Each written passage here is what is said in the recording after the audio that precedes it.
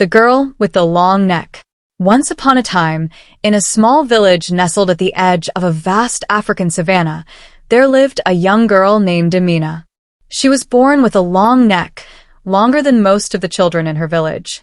The elders often said it was a gift from the spirits, but to the children, it was the subject of endless teasing. "Look at Amina's neck. It's so long she could see the future," the other children would laugh, poking fun at her.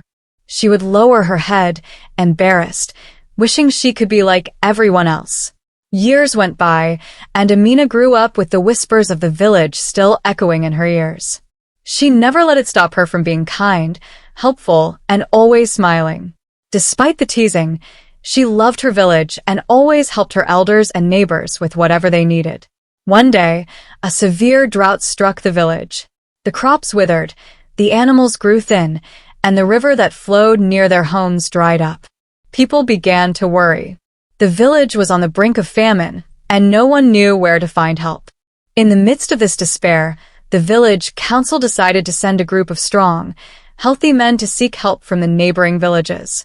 But there was a twist. The journey was long and dangerous, through thick forests where wild animals roamed freely. The men would need to find their way through the forest and beyond. Amina, now a young woman, stepped forward with a bright idea. "I can help," she said. "I can see the way through the forest. My long neck allows me to see farther than anyone else." At first, the villagers laughed. They had all mocked her for years, and now she was offering to guide them. But Amina stood firm, not discouraged by their doubt.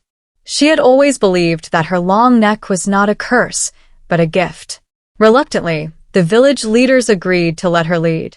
With a mixture of skepticism and hope, Amina and the men set off into the wilderness. As they walked, Amina's long neck allowed her to spot dangers from afar, dangerous animals, sudden floods, and hidden paths that the men would have missed. She guided them to a hidden oasis, far beyond the reach of their village, where water flowed freely.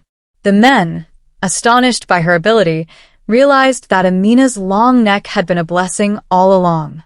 Word spread quickly through the village.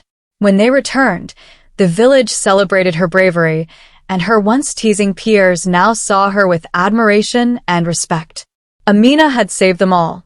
Years later, when the village prospered again, people would tell the tale of the girl who was mocked for her long neck. They would say, "It was her long neck that saved us.